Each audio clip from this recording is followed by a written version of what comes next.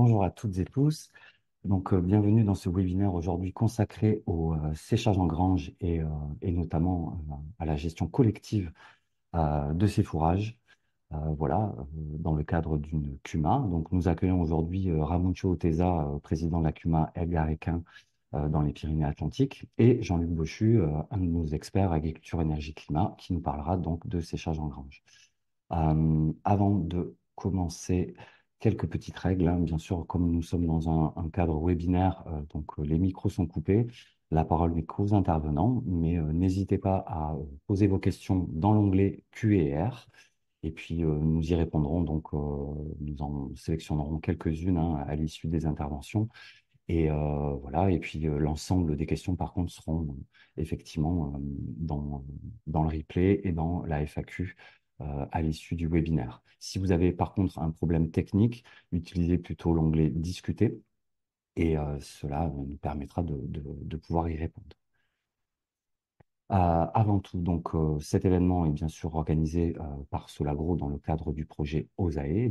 Solagro, hein, entreprise associative depuis les années 80, au service des transitions agroécologiques, énergétiques, alimentaires et, euh, et agricoles. Une association autour de trois métiers, l'ingénierie conseil, la recherche et la prospective, et bien sûr la diffusion et le partage des savoirs autour de cette grande activité. Et ce webinaire s'inscrit dans le cadre de notre activité agroécologie et biodiversité. Plus spécifiquement, le projet OSAE, qui a pour objectif de diffuser les savoirs et savoir-faire des agriculteurs et agricultrices autour de pratiques agroécologiques. Et puis vous pourrez retrouver effectivement plus d'une cinquantaine de témoignages, une centaine de vidéos autour de pratiques agroécologiques. Nous avons défini hein, la fleur de l'agroécologie autour de la favorisation de la résilience et de l'autonomie du système, avec différents items et différents indicateurs qui nous permettent effectivement de sélectionner les fermes et les pratiques.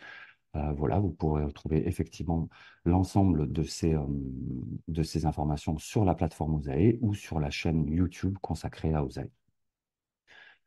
Nos intervenants. Donc, je vais laisser la place à Jean-Luc Bochu pour nous présenter quelques éléments, je dirais, autour du séchoir en grange. La parole est à toi, Jean-Luc.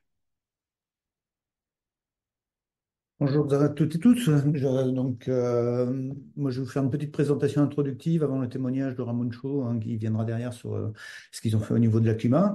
Rappeler un peu les objectifs, pourquoi on sèche en grange, quels sont les intérêts, etc. Le séchage en grange des fourrages, l'objectif, c'est de pouvoir récolter un fourrage encore humide, grosso modo à 60-70% de matière sèche, inversement, hein, 30 à 40% de teneur en eau dans le fourrage au moment de l'engrangement, pour donc ensuite finir de le sécher de manière artificielle, donc dans un bâtiment et avec l'aide d'une ventilation d'un air chaud qui permet donc d'assurer la fin, entre guillemets, du séchage. Les intérêts principaux, je dirais, on va les détailler petit à petit, hein, mais dans un premier temps, c'est l'herbe, enfin le séchoir permet effectivement de conserver au mieux, on va dire, la valeur de l'herbe sur pied, donc ce qui est forcément lié au stade de fauche hein, de l'herbe en tant que telle. Donc ça c'est le premier temps. L'autre morceau effectivement, c'est qu'effectivement à la période où l'herbe est au mieux au niveau de sa valeur alimentaire, du coup les conditions climatiques extérieures sont en général déficientes, on va dire, du point de vue d'un séchage au sol. Et donc, elles sont par contre tout à fait acceptables pour des séchages de type 2-3 jours, des fenêtres de 2, 3 ou 4 jours, entre guillemets, de temps sans pluie, vu qu'on cherche à récolter au tôt, suivant les zones, plutôt autour d'avril, on va dire, voire début avril dans les zones de plaine et un peu plus tard hein, dans les zones plus en altitude. Et donc, du coup, ces stades-là font qu'effectivement, la météo est pas bonne en général dans ces situations-là. L'autre avantage, c'est aussi donc d'obtenir une ration plus équilibrée, donc avec un fourrage à haute valeur nutritive. Et donc, si on a un meilleur fourrage, on peut effectivement réduire d'une certaine manière des achats d'aliments extérieurs à l'exploitation. On y reviendra tout à l'heure sur les questions d'autonomie et d'exploitation. L'intérêt aussi, c'est qu'avec un bon fourrage qui se rapproche parfois de l'herbe pâturée, hein, on améliore aussi les questions de santé des animaux, de diminution des produits vétaux, etc. Donc, tout ce qui tourne autour de ces aspects-là, et donc aussi la qualité des produits in fine. Autre item, c'est aussi les questions de conditions de travail. Ben, effectivement, le système de séchage en grange ou le système des fenaisons, globalement, sont toujours des systèmes des périodes très intenses hein, de travail des agriculteurs au champ en particulier, sachant qu'il y a aussi des bêtes à côté. Et donc, le séchage en grange, on l'a vu depuis pas mal de temps, permet effectivement, depuis une cinquantaine d'années, permet effectivement de faire des conditions de travail un peu plus étalées dans le temps et moins sous forme de pic, entre guillemets, de récolte. Et donc, diminution, entre autres, des questions d'astreinte. Enfin, donc, des économies possibles sur le fonctionnement global de l'exploitation par l'autonomie de l'exploitation, on y reviendra, l'autonomie technique, on va dire, un système herbagé, système intrant, et économie tout simplement aussi en termes d'économie d'exploitation agricole. Et aussi une réponse à certains aléas climatiques en adaptant effectivement les temps de récolte ou les périodes de récolte aux évolutions du climat en cours. Voilà pour cette première partie. Donc, les différents séchages en grange existants, séchage de fourrage plutôt. Alors, on parle de séchage en grange parce que historiquement, c'est des séchoirs qui ont été développés dans les années 50-60, donc il y a plus d'une cinquantaine d'années. Et c'était des fourrages, des séchages effectivement en grange. Mais c'est surtout une technique hein, de séchage de fourrage. Et donc, on a trois grands types, entre guillemets, hein, de types de séchage de fourrage. Le séchage en vrac dont on va parler et continuer de parler juste après. Et puis, ça existe aussi, c'est beaucoup moins développé, mais on a aussi du séchage en botte ronde ou en balle carrée, suivant les sites. Botte ronde assez couramment, on va dire, en balle carrée plutôt de manière exceptionnelle. Et puis des séchages à plat aussi, où donc on entasse du foin, on peut dire, hein, enfin du foin qui n'est pas encore sec pour effectivement le sécher. Et en particulier, c'est quelque chose qu'on a retrouvé il y a quelques temps, il n'y a pas très longtemps, avec les questions de méthanisation hein, qui permettaient d'avoir de l'air chaud, enfin de la chaleur tout au moins valorisable en séchage, et donc du coup en séchage à plat et en séchage en général aussi multiproduit. C'est ça l'intérêt du séchage à plat. Pour vite fait faire le petit tour d'horizon hein, sur les séchages donc, en vrac, on estime qu'il y a autour des 1000 à 2000 installations existantes en métropole. Sur les séchages de balles rondes, plutôt de l'ordre d'une centaine, on va dire, d'installations. Et en balle carrée, on est à quelques installations, quelques unités, quoi. Séchages à plat, ils sont plus récents. On est plutôt sur l'ordre de une ou deux dizaines, on va dire, ou quelques dizaines. Tout. Donc, pour revenir sur le focus séchage en grange, qui est l'objet de notre webinaire, hein, donc le principe effectivement d'un séchoir en grange, bah, vous l'avez à travers le schéma. On a donc un ventilateur, le moteur entre guillemets du séchoir, hein, c'est le ventilateur qui met l'air en circulation et donc il va propulser hein, cet air à travers le stock entre guillemets de foin qui est dans la zone enfin, de ce que vous avez dans la partie verte, avec effectivement un foin qu'on va empiler progressivement et qui va donc aussi sécher progressivement dans le temps sur des périodes plus ou moins longues, on va dire, hein, mais de type 3 semaines, un mois ou de choses comme ça. On a en général ce type de durée de séchage, sauf bien sûr si le foin est nettement plus sec et du coup ça va plus vite. Mais donc c'est ça le principe. Et donc on engrange petit à petit entre guillemets du foin et le ventilateur a pour rôle de le sécher de manière progressive. Et effectivement la couche basse entre guillemets sèche effectivement bah, avant la couche intermédiaire qui est en train de sécher et forcément le foin humide entre guillemets qui n'est pas encore sec et qui n'a pas encore vraiment démarré entre guillemets en termes de séchage qui viendra après. Et cet engrangement, on verra, bah, se fait effectivement progressivement dans le temps, c'est-à-dire que c'est pas en général pas en une seule fois, pas en une seule journée, mais c'est plutôt au moins dans ceux qui ont du séchage en individuel, plutôt sur des périodes de type 15 jours, 3 semaines. Parfois, il y a des gens qui ramassent plus vite, on va dire, hein, mais l'objectif, c'est plutôt d'étaler justement la période de récolte pour pouvoir aussi avoir une certaine adéquation entre le rythme de séchage donc imposé par le ventilateur et les équipements techniques et parallèlement, entre guillemets, le rythme de récolte donc imposé, on va dire, par les machines et la main-d'œuvre pour les machines pour engranger. L'objet, un principe du séchoir, effectivement, bah, c'est de réduire le temps de séchage au sol. On considère en général au printemps, donc sur la période avril-mai, hein, qui est la période de pointe, on va dire, par rapport à du séchage, ben, que le foin reste 2 jours, voire 3 jours éventuellement sur le sol, et donc après être engrangé, donc pas tout à fait sec, et pour lequel il faut finir le séchage. Et donc, on engrange effectivement successivement en couches. Et l'organisation, on va dire, hein, d'un bâtiment, on va le voir petit à petit dans le déroulé, hein, mais ça veut dire qu'on a plusieurs cellules en général de séchage qui servent aussi la plupart du temps de cellules de stockage, tout au moins dans les séchoirs individuels. Et on verra que dans le cas de la Cuma, ils ont été obligés de faire bah, des modifications, entre guillemets, à ces principes individuels pour justement faire passer en collectif. Mais on a toujours plusieurs cellules, deux, voire trois, voire quatre cellules hein, de séchage et puis, voilà, le système de couches successives hein, qui vient sécher progressivement le foin ben, en première coupe, en deuxième coupe ou en troisième coupe, suivant les périodes où on récolte. Je peux passer. Ça se traduit comment? Par un exemple de bâtiment enfin, vous pouvez trouver, hein, et là c'est une source de la GIE de Bretagne. On a donc une organisation du bâtiment, donc et vous l'avez là, avec à gauche, au centre, entre guillemets, ce qu'on appelle un quai de déchargement, donc avec éventuellement, qui, dans certaines situations, et en particulier quand il y a de la chaleur de méthanisation, peut être transformé en air de séchage multiproduit aussi. Qui est central en général pour limiter le temps de travail, entre guillemets, de déplacement de la griffe. Et puis là, sur cet exemple de schéma, il y en a plein d'autres potentiels, hein, mais sur cet exemple-là, on a des cellules de séchage qui sont donc sur la gauche et sur la droite, entre guillemets, de cette aire centrale. Au-dessus, ben, donc, on a ces cellules qui sont des cellules fermées, hein, on parle de cellules parce que c'est des parois fermées, étanches à l'air, qui permettent effectivement de tenir le foin à l'intérieur et qui ne bouge pas. Donc, il faut une certaine résistance des parois, hein, donc au tassement, on va dire, et puis à la pression que exerce le fourrage sur les parois latérales. Et ces structures, enfin, ces aires de séchage, donc, effectivement, se remplissent au fur et à mesure, et on peut remplir, par exemple, 2 aires pour la première coupe et remplir les autres pour les coupes suivantes. Au-dessus, donc, vous voyez qu'il y a une petite machine qui est à peu près au centre, là, qui s'appelle la griffe. On y reviendra après, hein, mais c'est un outil central, effectivement, ce qui a pas mal révolutionné les pratiques de séchage en grange bah, à partir des années 80, et puis avec beaucoup de développement aussi dans les années 90 et 2000 sur les technologies de ces machines. C'est des grues que vous pouvez aussi trouver sur des camions, par exemple, hein, pour décharger des matériaux du bâtiment et autres. C'est le même genre de grue, sauf que cette grue, ici, est fixée sur un rail, on verra, qui est accroché donc à la structure et la toiture du bâtiment et la structure métallique ou bois, hein, du bâtiment. Et donc se balade effectivement, en particulier sur un déplacement latéral de type gauche-droite dans cet exemple-là, pour effectivement naviguer au-dessus des cellules. Et donc le rôle de la griffe, hein, est de prendre le fourrage dans l'aire de déchargement et de le porter, ou de l'amener tout au moins, dans chacune des cellules de séchage. Dans la partie supérieure du bâtiment, on va trouver donc une couverture du bâtiment classique, on va dire, enfin, en bac acier la plupart du temps. Anciennement, on avait des tôles en ciment ou en amiant de ciment, même par le grand passé. C'est des tôles effectivement qui ont pour rôle simplement de fournir effectivement l'étanchéité à l'eau de la toiture, bien évidemment, parce qu'on stocke le fourrage pour toute la saison et jusqu'à l'hiver. Et ces capteurs-là, enfin, on peut s'en servir aussi de capteurs solaires. Et toute l'expérience des années 60-70 et jusqu'à encore aujourd'hui, c'est de transformer ces toitures en capteurs solaires à air pour réchauffer l'air et donc impulser cet air chaud, réchauffé à travers le ventilateur et les cellules de séchage. Voilà, je passe un peu sur les autres, mais il ne faut pas oublier effectivement qu'il faut évacuer aussi l'air, hein, du bâtiment. Il ne suffit pas de le faire rentrer avec un ventilateur, il faut aussi l'évacuer à l'extérieur. Quelques éléments de principe du séchoir de fourrage.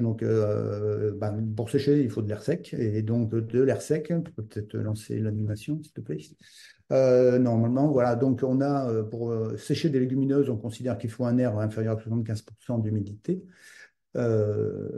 Pour les graminées, plutôt 50%.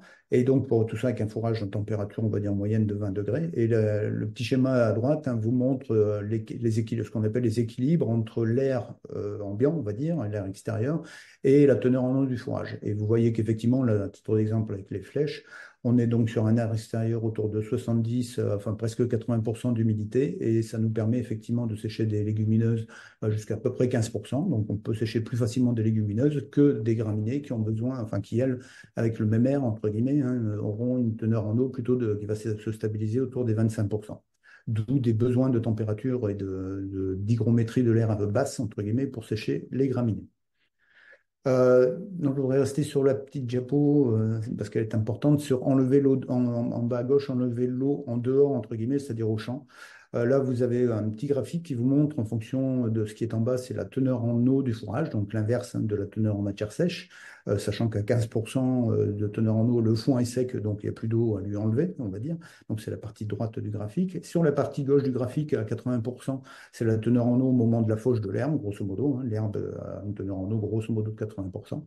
Et tous les chiffres que vous avez, ben, c'est la quantité d'eau qu'il faut enlever pour que, ben, le fourrage devienne sec à la fin.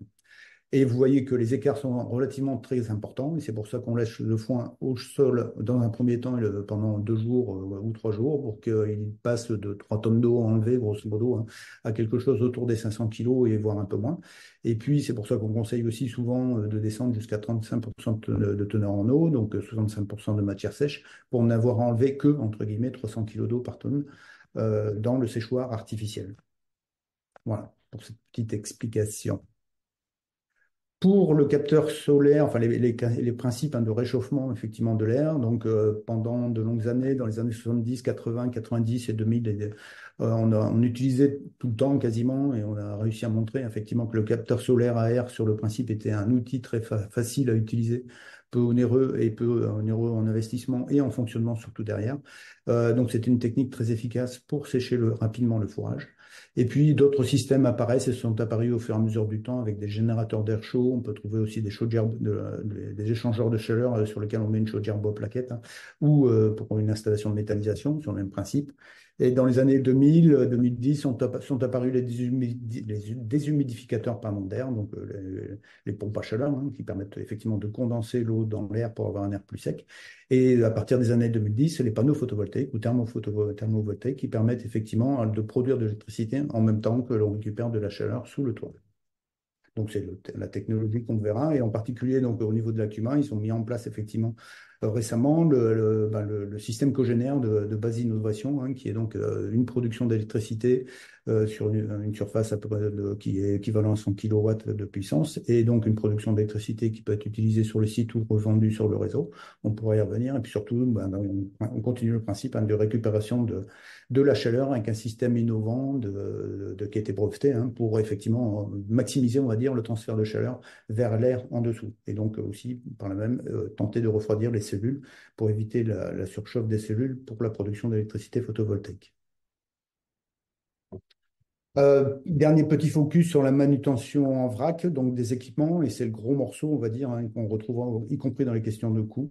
C'est la notion du bâtiment, de la griffe, qui est l'outil à l'intérieur du bâtiment qui joue le rôle d'un tracteur, c'est-à-dire qui a vraiment pour fonction, hein, d'assurer toutes les manutentions à l'intérieur du bâtiment, de chargement, déchargement, voire distribution aux animaux quand on est en système avec les élevages à côté des bâtiments de stockage des fourrages. Et puis, en premier outil, on va dire, la première machine, c'est bien l'autochargeuse. À titre d'exemple, hein, l'autochargeuse utilisée par l'Acuma, mais il y a plein de modèles différents, y compris pour des modèles adaptés en zone montagne, donc beaucoup plus petits. Voilà. Sur les questions de foin de haute qualité, c'est l'objectif, que le séchage, donc, qui est un outil relativement onéreux, on verra quelques notions de coût après, permette effectivement d'obtenir un foin de très haute qualité, équivalent, quand c'est très bien fait, à de l'herbe pâturée. Donc très bonne qualité alimentaire, très bonne qualité nutritive. Je passe un peu vite, hein, mais on a des consommations d'aliments et de fourrage effectivement qui peuvent être par exemple sur des vaches laitières autour de 18-20 kg par jour, et en brebis par exemple, hein, de 3,5 à 4 kg de matière sèche ingérée en foin, hein, par jour, donc c'est qui sont des grosses consommations. Et puis surtout, on a des foins aussi, donc vous savez que l'un des problèmes de foin, du foin, c'est les problèmes de conservation. Les boules sont pas tout à fait suffisamment sèches, etc. Donc il peut y avoir pas mal de petits soucis de type moisissure, poussière et autres, et éventuellement de maladies respiratoires induites par ça. Et l'intérêt d'un foin ventilé, pour le coup, bah, c'est de permettre d'éviter ça et d'avoir surtout un fourrage qui soit bien séché à l'intérieur. Sur les systèmes fiables, autonomes et économes, on a un peu évoqué les choses, mais donc on est forcément sur des systèmes basés sur les prairies, que ce soit des prairies naturelles ou des prairies temporaires, donc avec des systèmes qui permettent effectivement d'associer des graminées et des légumineuses. Et tout l'intérêt effectivement, bah, aussi du séchoir, c'est de valoriser, bah, la production de légumineuses. Et on a des séchoirs qui fonctionnent par exemple que sur de la luzerne, ça existe dans certaines zones géographiques. Donc forcément, c'est des systèmes de prairies qui sont à très faible intrant, entre guillemets, donc pas d'engrais en général, pas de phyto, des carburants et l'eau aussi très faiblement consommateurs. On a fait des bilans énergétiques, hein, sur l'ensemble des exploitations qui utilisaient du séchage, où on a vu que la consommation de carburant était très réduite. C'est un système avec une ration de base qui est équilibrée, donc avec l'herbe et le foin ventilé, avec des céréales en général qui viennent juste, vu qu'on a la protéine, hein, dans les légumineuses, des fourrages, on a pas juste besoin, entre guillemets, d'énergie à travers les céréales. Et puis, on a évoqué les questions déjà de troupeaux, de santé, etc. Donc, je passe assez vite pour passer sur la question des bâtiments. Là, vous avez un petit focus sur quelques chiffrages d'économies permises par le fait de mettre en place un séchage en grange de fourrage. Donc, c'est des charges annuelles, par exemple, sur les plastiques, sur les ficelles. Donc, on n'a plus besoin, au moins pour cette partie-là, hein. Il n'y a pas obligation d'être 100% séchage en grange, mais au moins pour cette partie-là, ben, on a une réduction des plastiques et des ficelles, donc une prestation aussi d'enrubanage, en silage ou de pressage qui sont réduites. Et puis surtout, des achats d'aliments nettement moins importants en général. Et ce qui est moins visible, mais qui existe aussi, et les exploitants qui sont en séchage en parlent souvent, hein, c'est les questions de parcs de mécanisation beaucoup moins intensifs, on va dire, ou beaucoup moins gros, tout au moins avec des machines plus petites, plus adaptées, etc. Donc, quelque part, une diminution, hein, des charges de mécanisation, on va dire, de l'exploitation agricole, qui peuvent être d'ailleurs en individuel ou en climat, etc., hein, comme on le verra juste après avec l'exemple.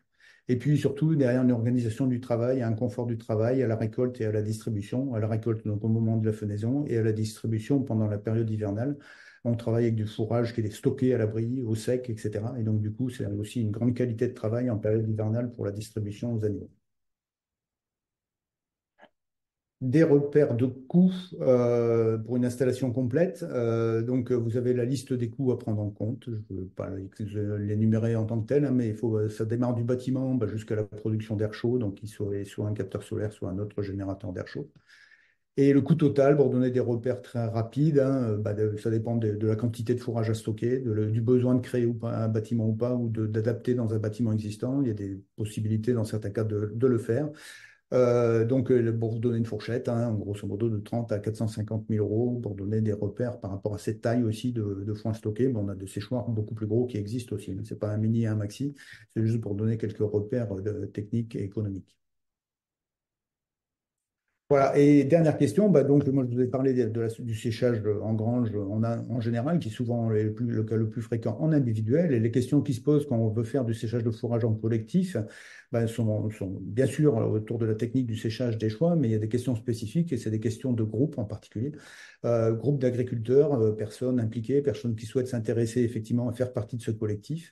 Un des inconvénients, hein, c'est du séchage en grange, on va dire, en bâtiment, c'est que ça coûte cher à l'investissement. Et une des idées, c'est si on peut partager cet investissement entre plusieurs exploitations agricoles, c'est intéressant. Et c'était l'exemple concret de la CUMA et le témoignage que l'on aura derrière.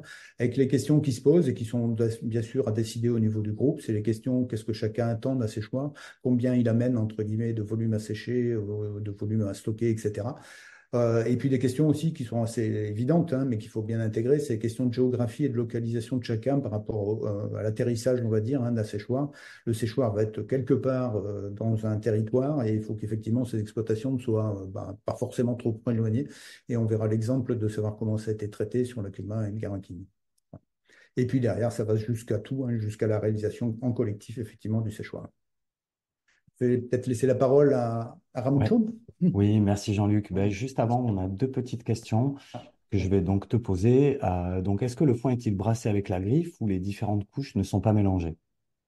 En général, et quand tout va bien, il n'y a pas besoin. Et justement, l'objectif, c'est de ne pas avoir à toucher, entre guillemets, le fourrage entre le moment où on l'engrange et le moment où on le sort pour le distribuer aux animaux.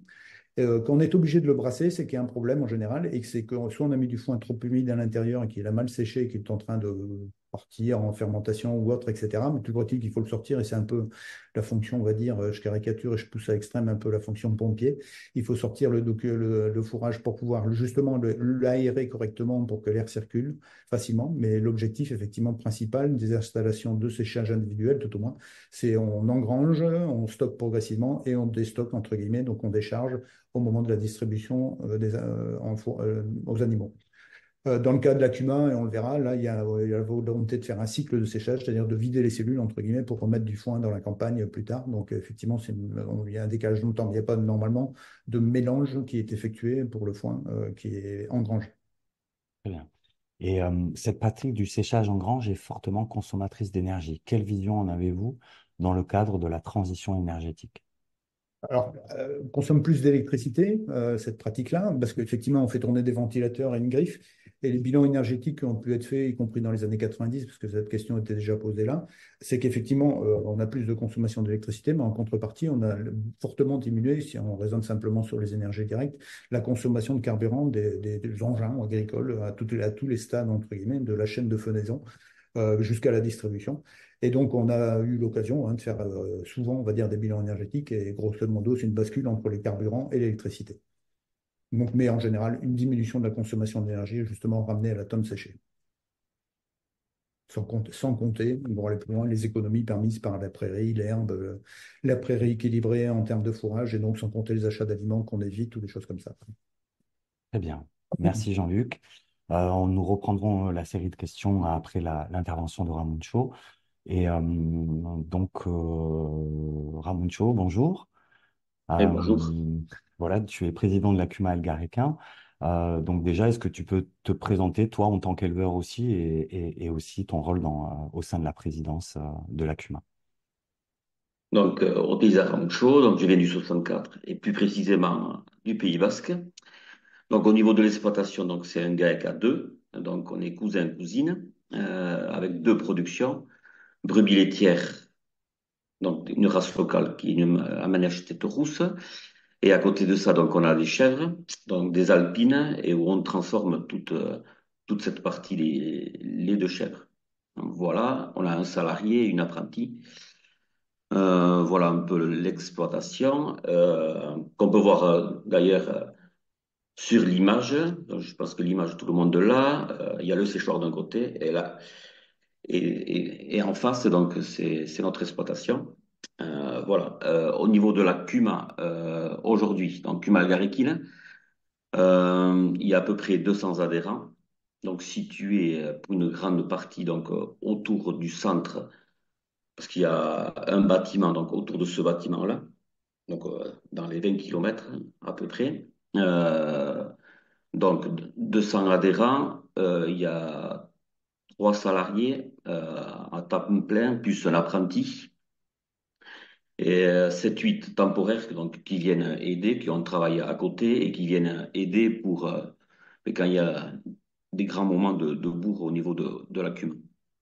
En termes de matériel, donc, il y a à peu près tout ce qui a besoin au niveau d'une exploitation, hormis la partie pirouette et endaineur. Je pense qu'au niveau de la CUMA, aujourd'hui, quelqu'un qui veut s'installer sur notre zone et qui n'a pas de matériel, il peut tout trouver au niveau de la CUMA, pour faire assez court, avec des activités je veux dire, un peu à part, comme donc ce séchoir collectif. Après, il y a une voiture frigo aussi qui est utilisée, puis d'autres activités qui sont en train de se monter. Donc, il y a du maraîchage à côté, il y a un groupe maraîcher. Et puis aujourd'hui, donc, il y a un groupe qui est en train de se monter autour de la châtaigne, donc de la transformation de la châtaigne. C'est des trucs un peu spécifiques aussi au coin. Hmm. D'accord, Voilà ce merci. que je peux dire au niveau de la cumin. Oui, donc vous avez aussi une section finalement séchoir. Voilà, c'est choix. Et vous vous êtes donc organisé. Donc voilà, quelles ont été vos intentions initiales à l'installation du séchoir? Mais l'idée première, ben, elle démarrait il y a longtemps, hein, c'est dans les années 2000. Mais il y avait un groupe qui était en réflexion autour de est-ce qu'il y avait la possibilité de sécher ou pas. Donc il y a des visites qui avaient été organisées et c'était resté un peu comme ça en plan parce qu'à l'époque donc c'est vrai que au niveau du Pays Basque donc les structures elles sont petites donc il y a pas mal d'achats extérieurs et les foins de l'usine achetée à l'époque tournaient aux alentours de 150 euros. Donc l'intérêt de faire un séchoir n'était pas intéressant parce que les prix achetés étaient assez bas à l'époque. Donc en 2010, aux alentours de l'année 2010, donc il y a eu une flambée des prix déjà à l'époque. Donc les prix de luzerne sont passés de 150 euros à un peu plus de 200 euros la tonne, qui a fait que la réflexion initiale, ben, elle a évolué et il y a un groupe donc qui s'est mis en place pour réfléchir. Est-ce qu'il y avait la possibilité de mettre en place un système de séchage? Voilà, c'est plutôt un système de séchage parce que au niveau donc de la CUMA, il y a aujourd'hui et il y avait à l'époque déjà donc trois presses à foin. Et donc cette habitude de travailler ensemble ou d'organiser ensemble ces chantiers-là. Donc l'idée première, c'était est-ce qu'il y avait la possibilité donc de sécher ces presses-là, voilà. Euh, de visite en visite et puis finalement de réflexion, ce système il a été abandonné parce que au final, pour quelque chose de collectif, les débits de chantier étaient beaucoup trop petits, donc il fallait partir sur une autre solution. Et c'est comme ça qu'il a été décidé de partir sur un séchoir en vrac, à foin et en vrac. Voilà, donc toute cette réflexion, elle a été menée au départ à 15 et elle a abouti quelque part. donc dans les années 2010 et elle aboutit en 2017, donc 7 ans après. Et on s'est retrouvé finalement plus que quatre à se lancer dans ce projet-là. Donc d'un séchoir en vrac avec un bâtiment classique, avec un séchage grâce au bac acier. Et il me semble que 2 personnes vous ont rejoint aujourd'hui dans ce Voilà, donc collectif. ça c'est en 2017. Donc l'idée première c'était 2017. Donc on était à quatre adhérents. C'était faire sécher aux alentours de 400 tonnes. En 2022, donc, il y en a deux autres qui ont voulu intégrer le groupe, avec un potentiel de pouvoir faire sécher dans les 600 tonnes. Et c'est vrai que c'est à ce moment-là donc, que le bac acier, bon, il sèche, mais c'était un peu lent. Donc, il a été décidé d'y mettre des panneaux thermovoltaïques pour leur plus grande efficacité pour leur plus grande réactivité au niveau d'un toit solaire et pour pouvoir sécher des plus grandes quantités. D'accord. Et d'ailleurs, est-ce que tu peux nous décrire un peu le séchoir, voilà, et aussi peut-être les investissements et les financements que vous avez pu avoir? Alors, donc le séchoir, il est composé de quatre cellules. Chaque cellule, donc, elles font 16 sur 6, donc 96 mètres carrés, sur une hauteur de 5 mètres. Voilà, donc un potentiel de séchage de aux alentours de 150 tonnes. À l'intérieur, donc, il y a une griffe. Et il y a surtout une presse fixe qui nous permet, dès que c'est séché, de pouvoir vider la cellule et de pouvoir la remplir. Une année, donc, comme l'année dernière, toutes les cellules, elles ont été vidées minimum 3 fois. Donc, voilà. Et puis, ça nous permet aussi de reconditionner, vu que donc, sur les 6 membres, il y en a 3 qui sont à 7 km.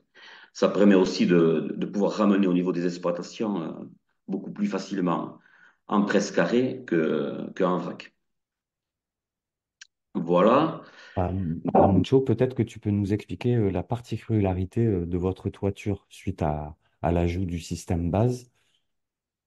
Voilà, la particularité, donc on est sur des panneaux donc thermovoltaïques. La différence donc de ces panneaux par rapport à un panneau classique, donc ils ont comme une petite ailette en dessous, donc à base d'aluminium, et c'est ça qui permet donc de réchauffer beaucoup plus vite l'air extérieur que du bac acier. Grosso modo, on gagne une heure et demie le matin et une heure et demie le soir en efficacité de séchage. Donc, on est sur un air globalement un peu plus chaud et surtout beaucoup plus sec que ce qu'on avait connu avec le bac acier. Bacassier que vous avez enlevé. Bac acier donc qu'on a enlevé. Donc, ces panneaux-là sont posés directement sur le toit. Ok. Et peux-tu nous préciser peut-être quelques investissements? Comment d'ailleurs vous amortissez aussi ce séchoir? Voilà, donc investissement. Donc, le premier investissement, donc, quand on était à 4 en 2017, il était de 420 000 euros. Sur 420 000 euros, si on détaille un tout petit peu, donc la griffe, elle a coûté 36 000 euros. Donc l'autochargeuse, elle était à 45 000 euros. Toute partie ventilateur, système de régulation, tous ces systèmes-là étaient à 15 000 euros. La presse fixe était à 68 000 euros. Et tout le reste, donc, ça fait partie du bâtiment en lui-même. Donc 420 000 euros d'investissement. Dessus, on a eu un PCAE donc, spécifique au CUMA de 157 000 euros d'aide, de subvention. Deuxième investissement donc en 2022, donc on y a rajouté 300 000 euros d'investissement. Donc il y a eu quelques modifications au niveau du séchoir, plus les panneaux, plus le changement des ventilateurs. Donc voilà. Donc, sur 300 000 euros d'investissement, on va toucher, parce qu'on n'a pas encore tout touché, 160 000 euros d'aide, donc 100 000 euros de PCAE et 60 000 euros de C2E. Voilà, donc 140 000 euros donc, d'investissement propre. qui est financé par la revente d'électricité des panneaux. Donc, deuxième investissement, quelque part, il nous coûtera zéro. D'accord. Par Voilà. rapport avec moi, oui, Et en termes d'amortissement, donc, une partie donc, des emprunts sont sur 20 ans. 20 ans et toute la partie matérielle, elle est sur 15 ans. d'accord. Et donc, en termes de fonctionnement, comment vous fonctionnez donc à différentes étapes, donc avant la récolte? Donc, avant la récolte, donc, automatiquement, donc, il y a un responsable donc, qui est chargé. Alors, disons que toute la fauche, elle est réalisée par l'ACUMA. Donc, c'est un responsable qui est chargé de dire aux salariés de l'ACUMA quelle parcelle il faut faucher chez qui. Voilà. Et tout le transport, donc, il est aussi effectué par l'ACUMA. Voilà ce qu'on peut dire. Donc, ça, c'était pour faciliter tout ce travail d'organisation. Ça, je ne l'ai pas dit, mais pourquoi on est parti collectivement? Donc, il y avait deux raisons à ça. Donc, il y a une partie économique, donc c'est mutualiser tous les coûts. Ça, c'est la première des choses. Et la deuxième chose, c'est que au final, au niveau de nos exploitations, donc, il n'y a pas grande main-d'œuvre. Et en fait, tout ce travail effectué par l'ACUMA, mais ça nous diminue aussi d'autant toute cette partie de travail. Voilà, parce que malgré tout, au niveau d'un séchoir, une des contraintes, c'est qu'en même temps, il faut amener le foin dans le séchoir et en même temps, il faut le mettre au niveau des cellules. Donc, faut, il faut au minimum deux personnes. Voilà, donc ça c'est avant la récolte, pendant la récolte, après séchage. Donc, au niveau du séchage, donc, il y a deux responsables qui sont chargés de surveiller si ça sèche bien ou pas. Donc, nous, voilà, tous- l'expérience nous fait dire que dès qu'on est aux alentours de 60, après 60% de matière sèche, enfin, dès qu'on atteint 65-70%, ça pose aucun souci. Dès qu'on est à 50% de matière sèche, eh bien, ça pose un souci. Donc là, on est obligé de regriffer, de re-aérer le tas pour pouvoir faire sécher. Parce qu'automatiquement, un foin qui est humide, il se tasse et l'air ne passe plus. Donc il y a ça à surveiller. Et donc après, dès que c'est sec, c'est un autre groupe donc, qui est chargé de represser ces presses-là. Euh, une fois que c'est repressé, il y a une matinée qui est organisée pour que toutes ces presses-là repartent au niveau des exploitations. Donc, tout le chargement est fait par un télescopique donc, qui est au niveau de la CUMA. Donc, il y a un télescopique plus un salarié qui viennent et qui nous charge au niveau des plateaux ces fourrages-là. Et ça, et en général, ces cellules-là elles recommencent à être remplies au bout de 24 heures à 48 heures.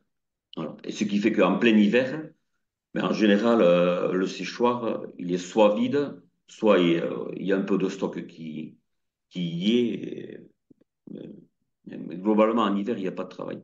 D'accord. Et effectivement, par rapport, je dirais, aux différents aléas climatiques euh, auxquels vos fermes sont soumises, finalement, est-ce que le séchoir aussi est une réponse dans ce cadre-là?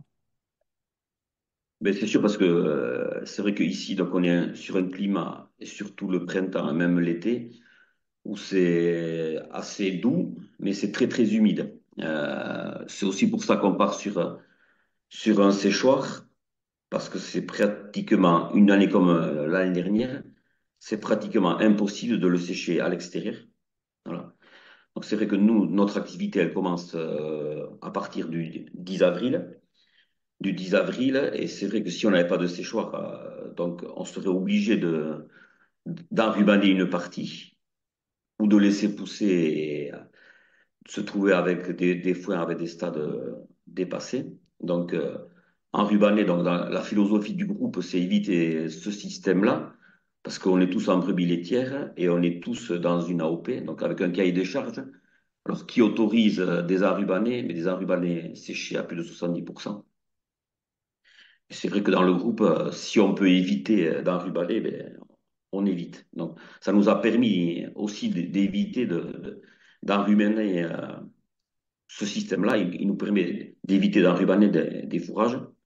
Voilà. Donc, on est sur un climat donc, très, très humide et souvent poussant. Donc, début avril, on démarre les premières recoupes. Et c'est vrai que les dernières recoupes, elles sont réalisées début octobre. Parce qu'on fait rentrer donc en sèche. Il y a des prairies, on va dire 60-70% de nos fourrages séchés, c'est des prairies. Et grosso modo, 30%, c'est des luzernes. Voilà. Donc, en général, on commence à sécher en avril. C'est des luzernes, donc des premières coupes pour nettoyer un peu ces luzernières. Voilà. Et octobre, en général, on finit aussi par la cinquième coupe de luzerne. Alors, ce qui est effectivement intéressant, c'est que vous avez décidé de mutualiser le séchoir, mais vous mutualisez aussi tous vos fourrages, en fait. Donc, vous mélangez effectivement pas forcément les espèces, mais vous mélangez l'ensemble du fourrage de toutes les exploitations.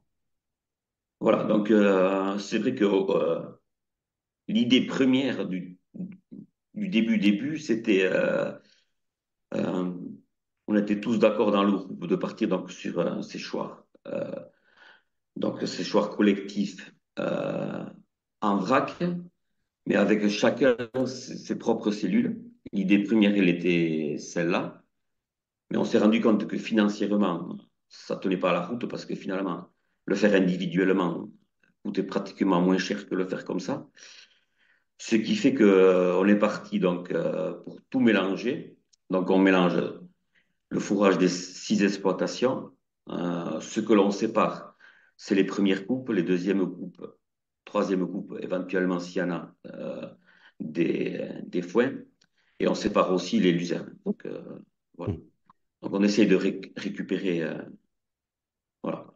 Et le système du collectif, ça veut dire derrière, c'est que tout est pesé à l'entrée. Euh, on mesure. Alors, il y a un poids qui s'affiche. On essaye de mesurer l'humidité de ce foin-là. Et tout est pesé à la sortie. Donc, ça veut dire que chacun récupère la quantité qu'il a amenée sans forcément récupérer euh, du fourrage de ses propres prairies.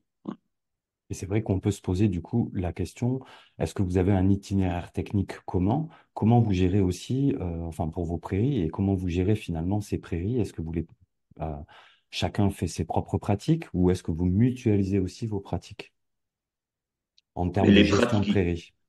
les pratiques, elles sont un peu mutualisées.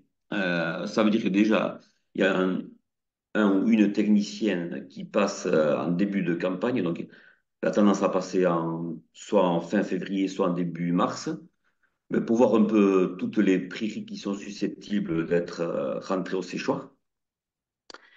Donc, ça nous permet, de voir comment sont les prairies, et deux, déjà de planifier un peu quelles prairies on fauchera en premier, et, et ainsi de suite. Ça veut dire que ce qui conditionne au final l'organisation, c'est la première coupe, parce que finalement, toutes les fauches, elles reviendront après tous les 40 jours. Donc, tous les conseils, donc, on prend tous les conseils de ces techniciens-là.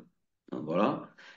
Et au final, ce qu'on a remarqué, ce qui est le plus important, c'est le stade de récolte qui fait la valeur d'une prairie.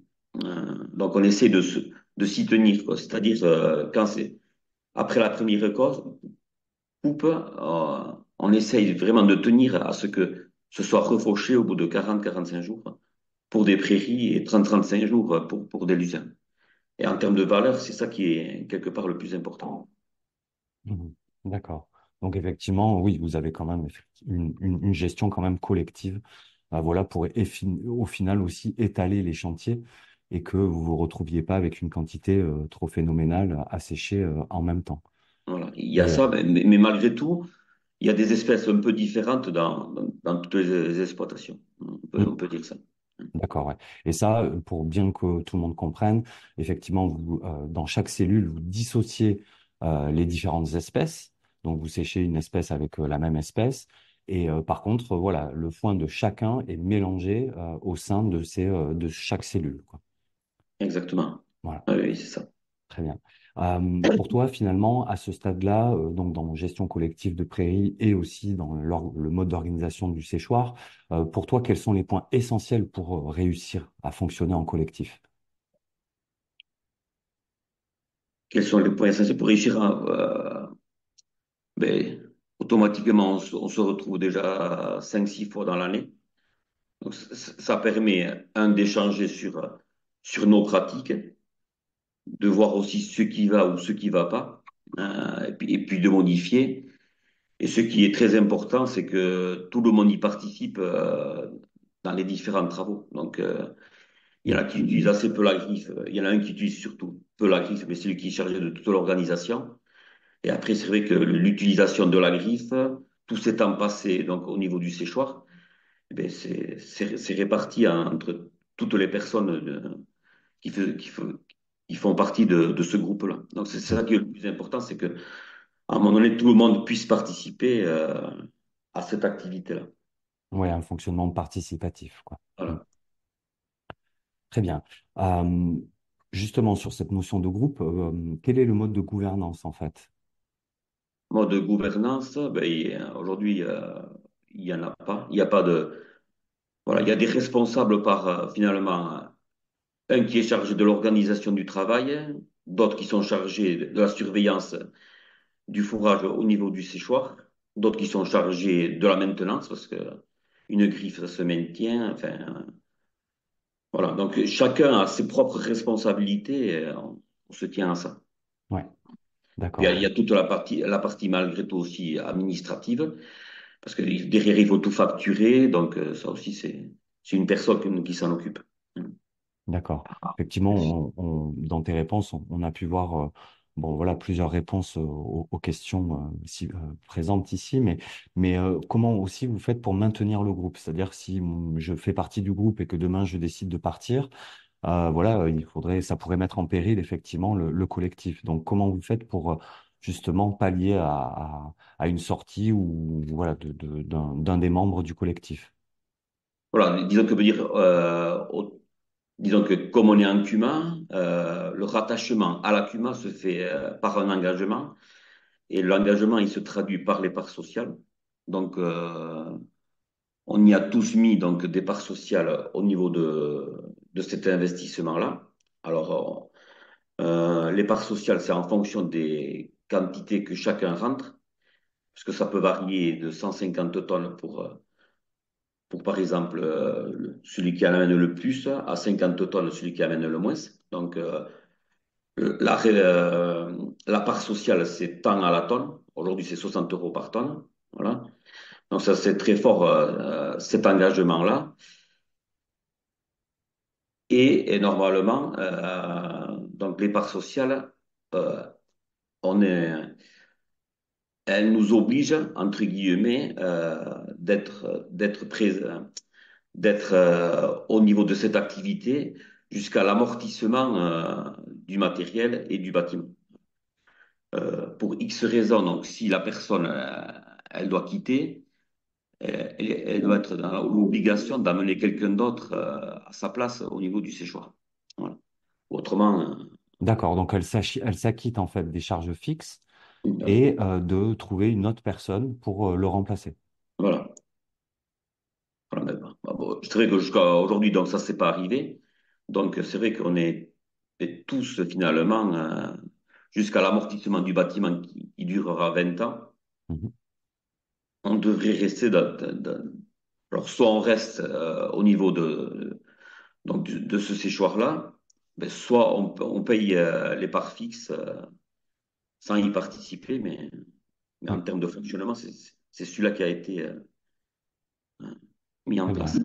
Et quels sont vos projets pour la suite?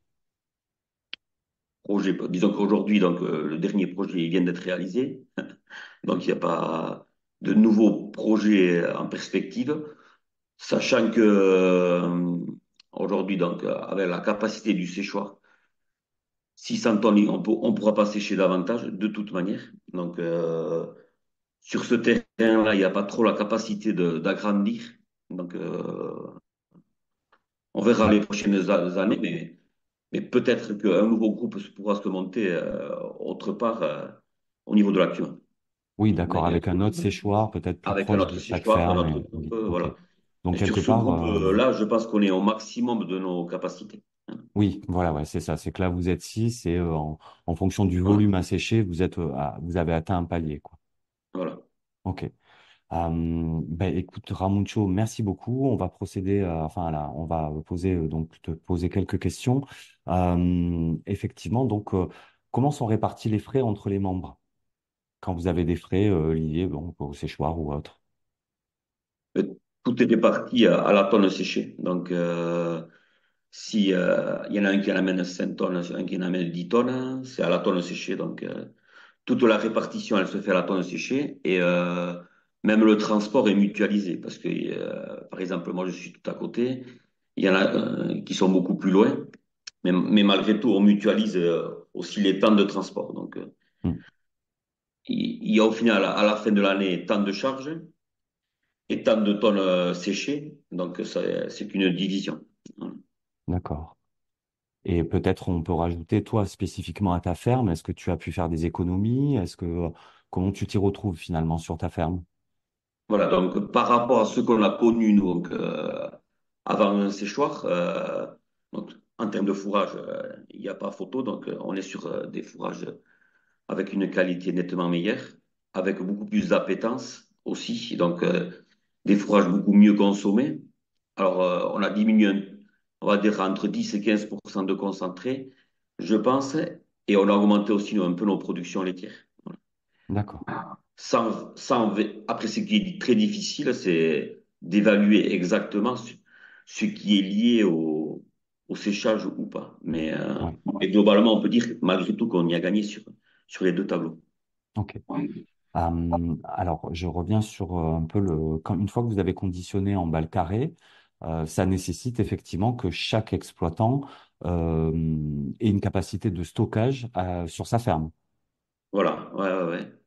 Et puis au final, la dernière coupe ou les dernières coupent s'il n'y a pas de capacité à ce qu'ils puissent engranger ou stocker dans les fermes, ben, ils restent au niveau du séchoir. Ça, ils peuvent, une année comme cette année où il y avait beaucoup de fourrage, ils sont restés sur une grosse partie qui était déjà conditionnée, mais qui sont restés au séchoir D'accord. jusqu'en février-mars. Ouais. Et ben, du coup, ça me permet de rebondir sur une autre question. Est-ce que des fois, vous avez eu des engorgements de chantier avec des conditions climatiques qui pouvaient être soit très changeantes ou trop favorables à la pousse de l'herbe enfin trop ou très favorables à la pousse de l'herbe? Voilà. En général, le mois critique, pour nous, c'est le mois de mai, parce que c'est là qu'il y a finalement le plus de pousses. Et c'est là qu'il peut y avoir 10-15 jours de mauvais temps. Donc, ce qui a été décidé au niveau du groupe, plutôt que laisser passer les fourrages, c'est utiliser, ben, enrubanner une partie pour pouvoir malgré tout se libérer un peu de place. Voilà. Hmm. Et pour Euh, éviter d'être toujours en retard sur les coupes séchées. Euh, mais malgré tout, une année comme l'année dernière, ben, il n'y a rien qui a été enrubanné, donc tout a pu être séché au niveau du séchoir. D'accord. Je pense que tu as pu apporter la réponse, mais une fois que le foin est sec, vous le reconditionnez donc en balles carrées. Et quel est l'avantage de passer par le séchage plutôt que de faire des balles carrées directement au champ et de l'amener après dans les fermes? Mais ouais, c'est la qualité du produit. Voilà. Oui, et aux Ben, conditions c'est- limites que vous avez tout dans ce la qu'on peut région. dire, c'est que même quand il fait très chaud et qu'il pourrait à la limite sécher à l'extérieur, sur le dernier jour de séchage extérieur, on y perd entre 15 et 20% de valeur parce qu'on y perd des feuilles.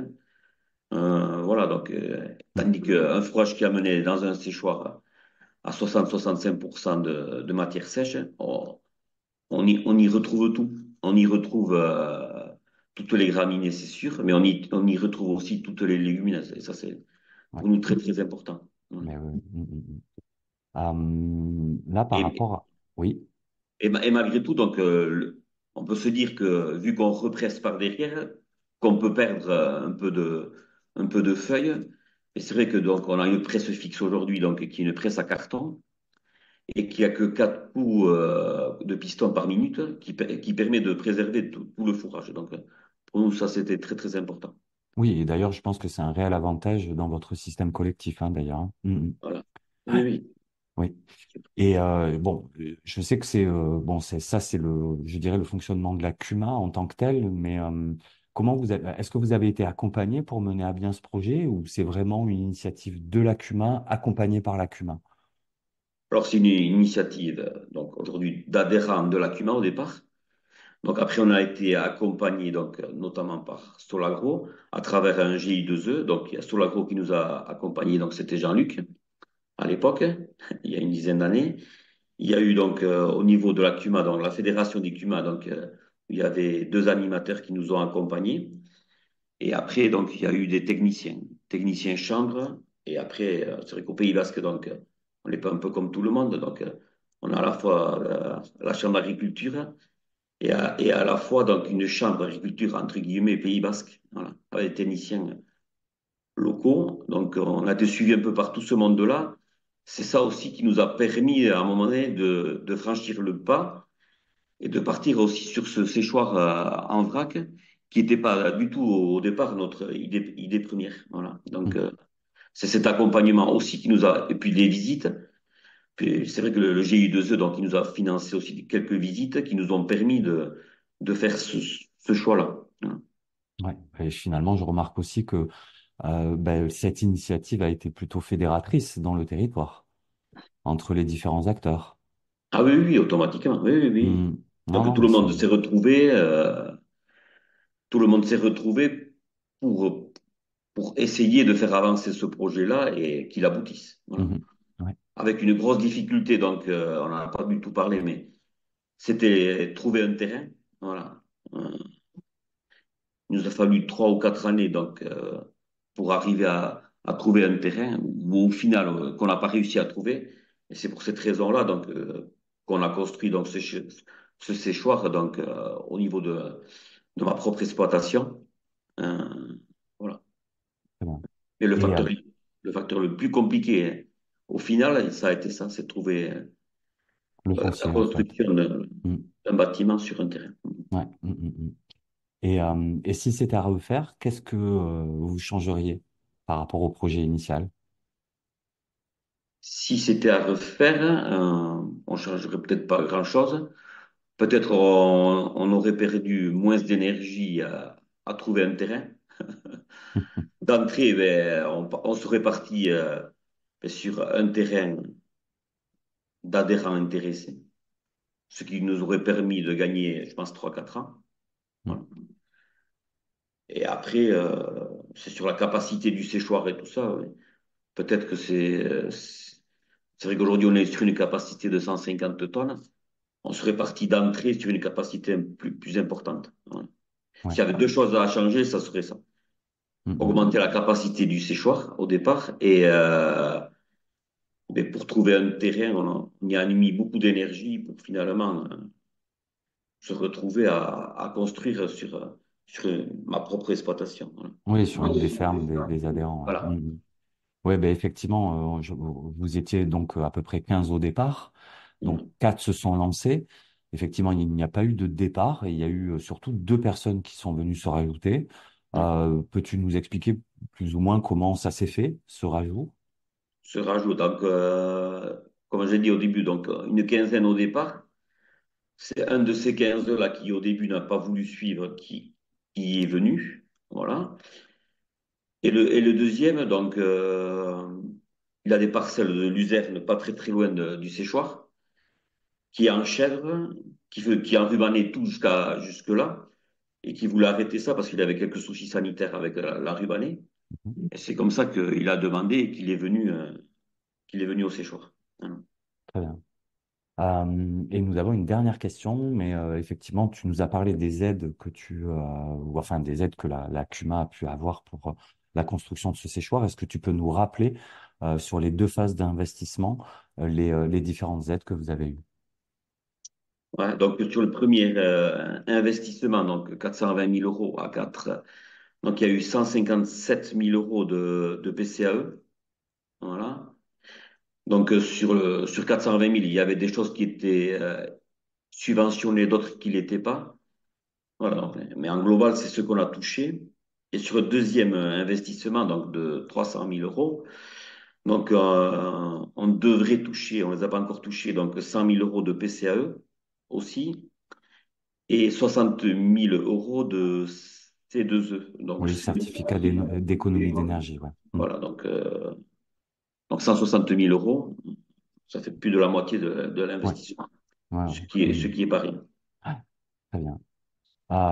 Voilà, je vois qu'il est déjà 14 heures, nous n'avons plus vraiment de questions, donc c'est le moment si vous souhaitez en poser d'autres. En tout cas, je tiens à remercier Jean-Luc hein, pour ta présentation, merci, et puis Ramuncho aussi pour ta participation aujourd'hui. Donc effectivement, ce webinaire a été un peu en avance hein, par rapport au témoignage, mais vous aurez donc bientôt un témoignage écrit et vidéo sur l'accum algaréquin et la description de ce séchoir et de ce mode d'organisation collectif. Donc, vous pourrez retrouver ça prochainement sur la plateforme. Voilà, encore merci à vous tous et d'avoir participé. Je vois peut-être qu'il y a une dernière question. Non, c'est bon. Dans tous les cas, ben, nous reprogrammons une session de 4 webinaires à partir d'octobre prochain. Donc voilà, ben, merci en tout cas d'avoir participé à celui-ci. Et puis je vous donne rendez-vous très, très prochainement. Et puis n'hésitez pas si vous avez d'autres questions ou autres, nous ferons en sorte de vous y répondre. Merci à tous.